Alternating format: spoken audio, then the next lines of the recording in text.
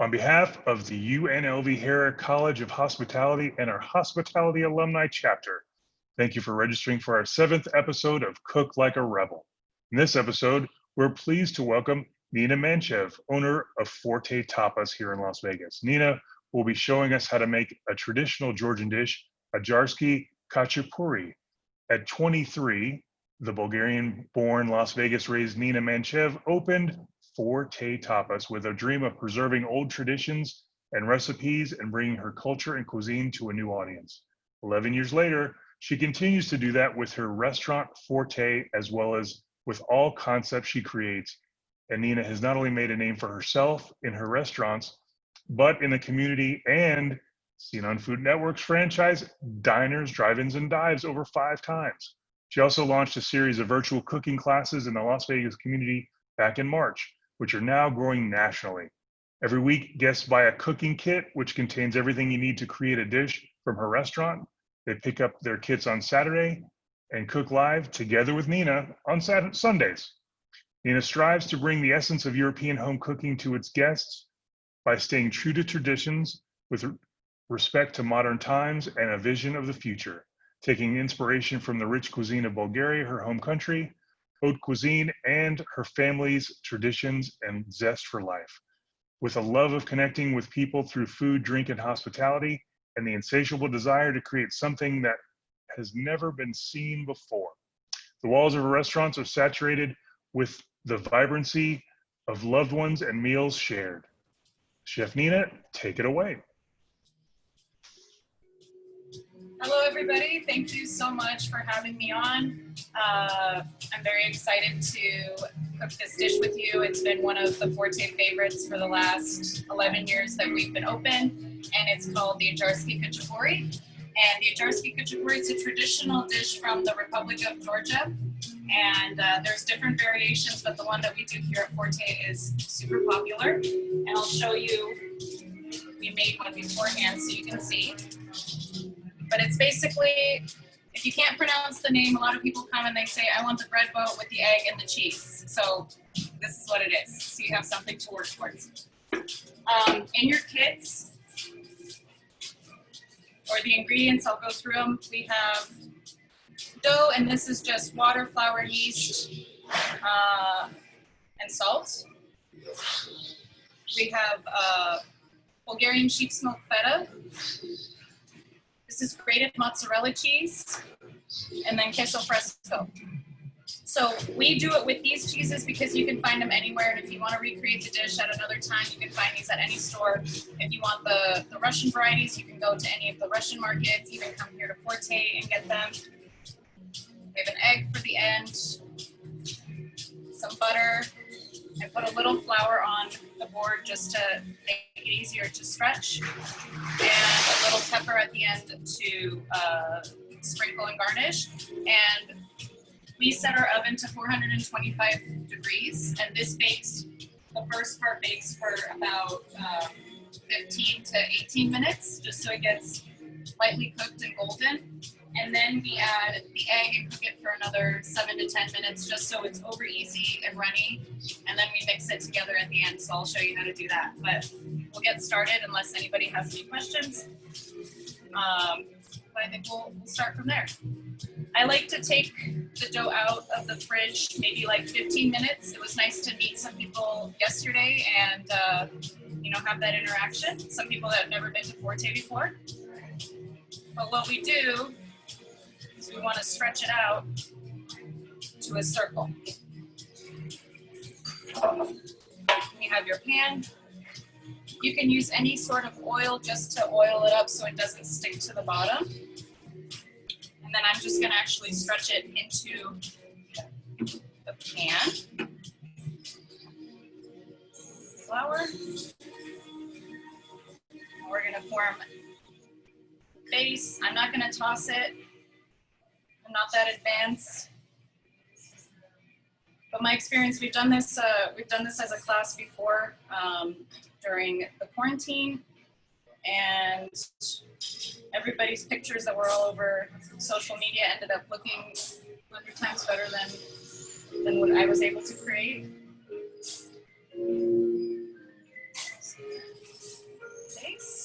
Hey, Nina, I actually have a quick question for you. Joshua would like to know if there's any particular flour used for the dough. We use high gluten flour.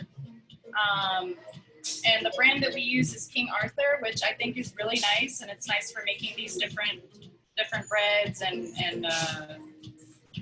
dough and stuff like that. So specifically the high gluten flour.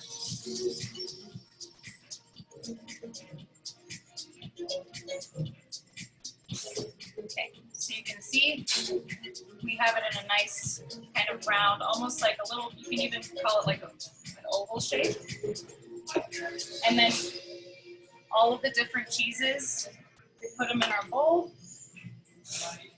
And those I like to be room temperature too, because it just makes it easier to break everything up.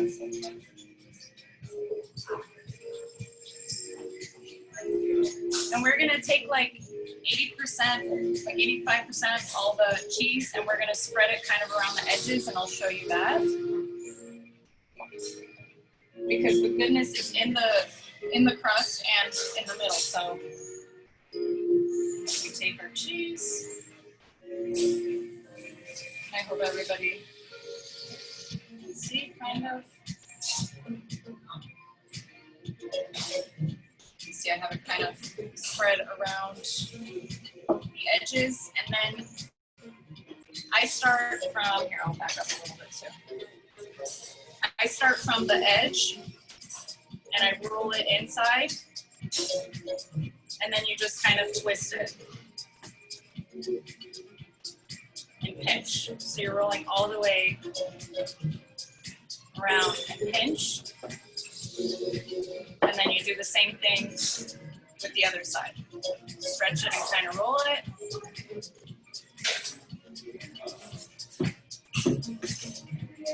So you get all the cheese inside the outside crust.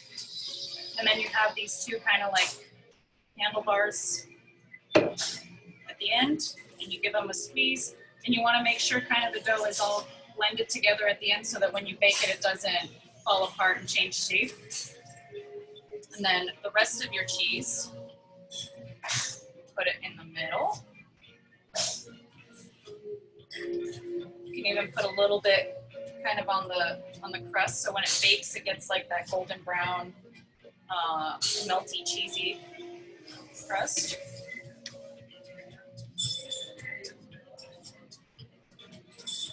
And I like to take the butter, and then this is what we have. You guys can kind of see. Sorry if the lighting's a little bad, but you have basically the shape. And this you pop in to the oven again for about 15 minutes, and it'll bake a little bit lighter than this one, kind of how this color is over here.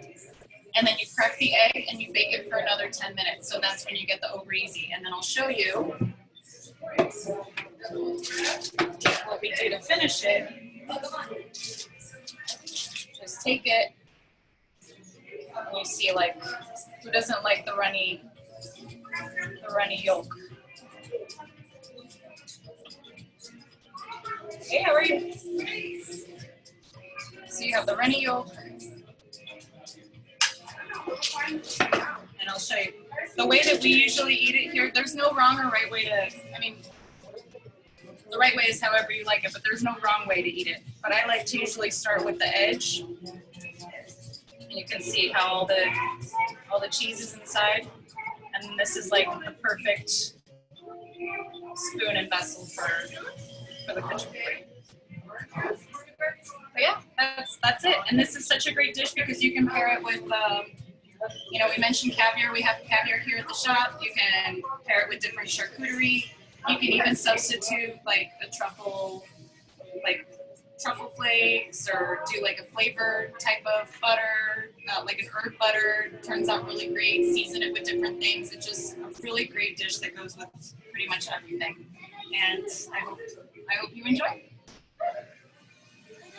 So Nina, while I'm sure people are probably putting this together and assembling, can you give us a little bit of a history about the dish?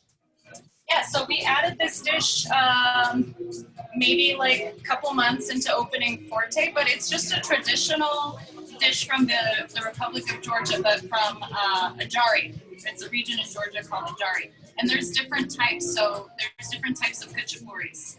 And the Adjarski is specifically for that region. And it's just a very popular, like, breakfast, lunchtime dish for people to enjoy baked goods.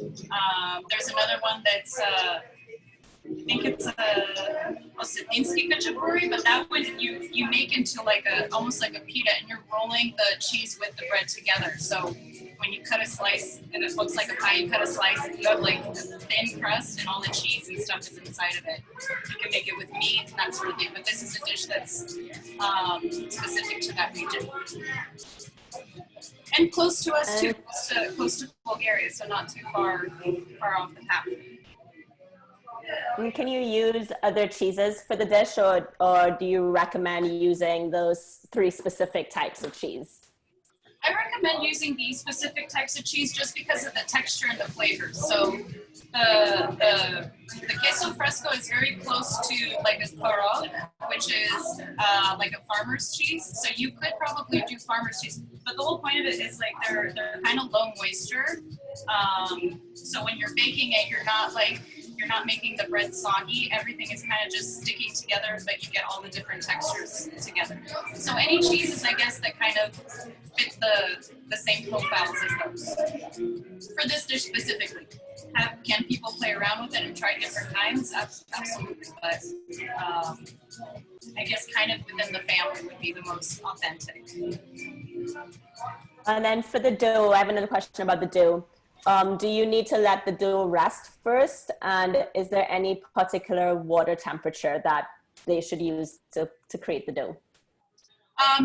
We let it rest. So we mix the whole, like all the dough together, and then we let it rest at room temperature, and then we section it off into the individual pieces. But most of the time we'll let it rise, and then we'll put it in the walk-in overnight so it kind of settles to where it needs to be.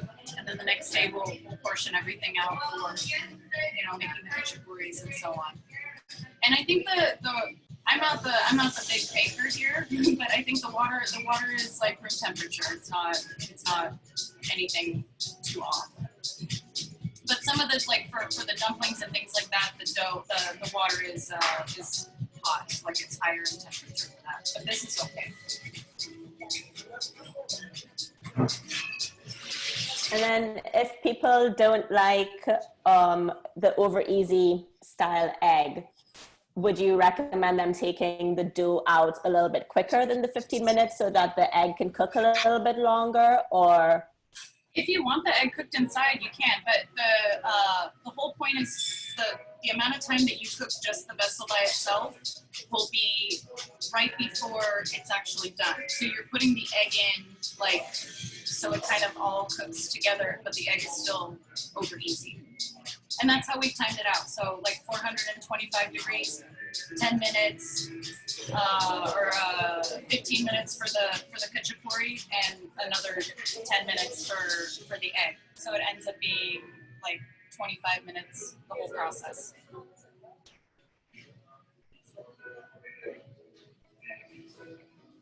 are there any other questions that anyone would like to ask Nina while we have her?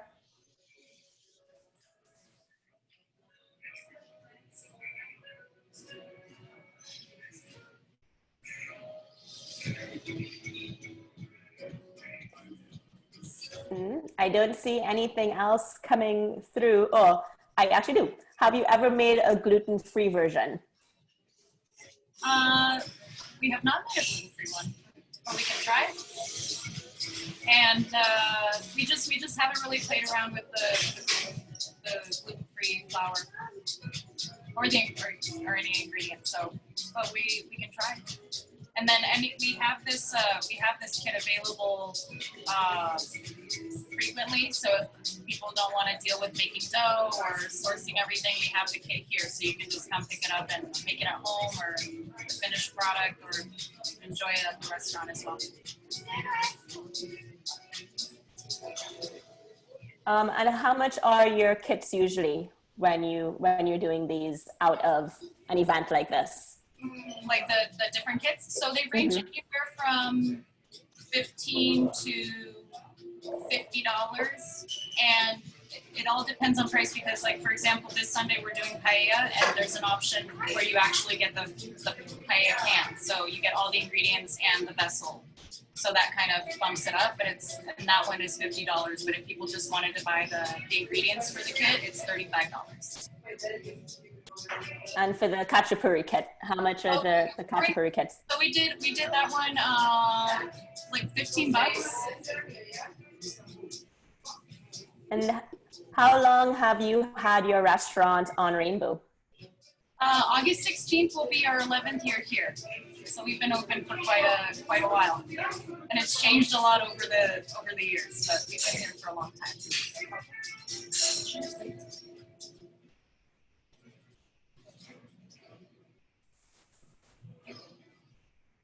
But I don't see anything else coming through. Anybody else have any last questions for Nina? This was quick and awesome and to the point and such an easy, yummy dish to make. Super easy, super yummy. I actually do have another question, again, sort of about you and your business and you as a business owner. What has been your biggest challenge as a restaurateur?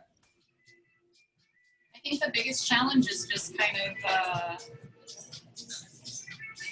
there's a lot of challenges, but it just depends, because I think if you ask me now, the biggest challenge is pivoting and constantly having the drive and motivation to push things forward and staying consistent and, finding the right people and staying organized. Like, those are challenges that I go through every day, and especially in the restaurant industry, it's not something that you can, when you leave and you turn the lights down, that the day is over. Like, there's always something to do, and you come into work and every day it's something to do, and a lot of things that repeat over and over again. So just staying on top of all those things, I think, is the biggest challenge.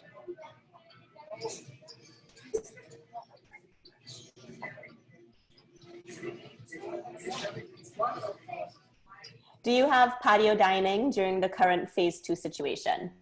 We do. We have a great patio outside.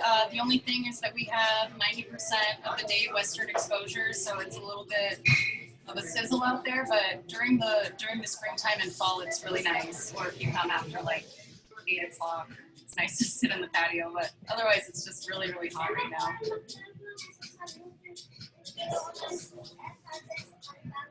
But we do, to add to that, we do our delivery, the to-go. We use a great delivery platform that doesn't go crazy with all the fees and everything, which has been really nice. And then we also have a little retail shop open that you can just go and pick stuff up and take home with you. And then next week we're converting a lot of our stuff online as well. So just to give everybody different options of whatever type of experience they want or they're comfortable with. And how do you choose new dishes for your menu? So a lot of the dishes that we have right now, they're all like family recipes, but choosing new dishes just goes back to, we have a new lady in the kitchen. She's from Bulgaria, so she kind of reminded me of some dishes that I had forgotten about, but it's all like classic traditional dishes from different regions, and then we keep it as authentic as possible, but we put like a nice like modern spin. So I'll call my dad every once in a while, I'll ask my mom. We'll go to different friends' places and stuff and see what's new and inspiring. So that's how we kind of pick it. But I like to keep it, like home cooking, comfort food with a modern twist.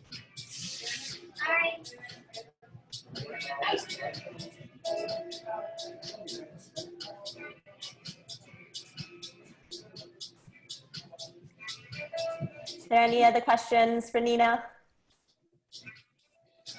Hope everyone's khachapurri is turning out well.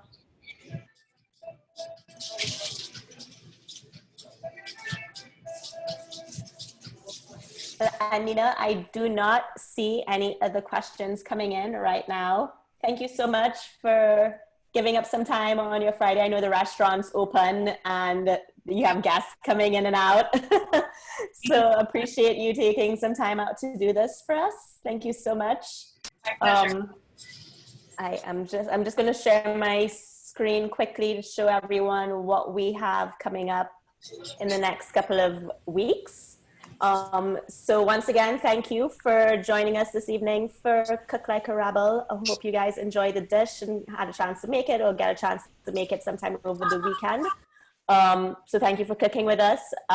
We do have an upcoming event in August. On August 22nd, we have our next Salute Pros Chairs with Livio Lauro, and it's going to be Cocktail 101. And Livio will be teaching us how to make 3 basic cocktails. So you definitely want to register for that. You can register at www.unlv.edu/hospitality/events. And as always, if you would follow us and tag us with your finished dishes on social media, that would be great. We can find us on Facebook, Instagram, LinkedIn, and Twitter at UNLV Hospitality and at UNLV Hospitality Alumni. And then Nina, I know you also have an Instagram page and a Facebook page. If you'd like to tell everyone your handles. Yes, so we have at Forte Tapas, and then our other one is Bodega Forte. And then mine is just Nina Manchev. Great. So thank you so much. Thank you, Nina. Thank you, everyone, for being with us this evening. Hope you have a great rest of your Friday and a fantastic weekend. Thank you. Thank you.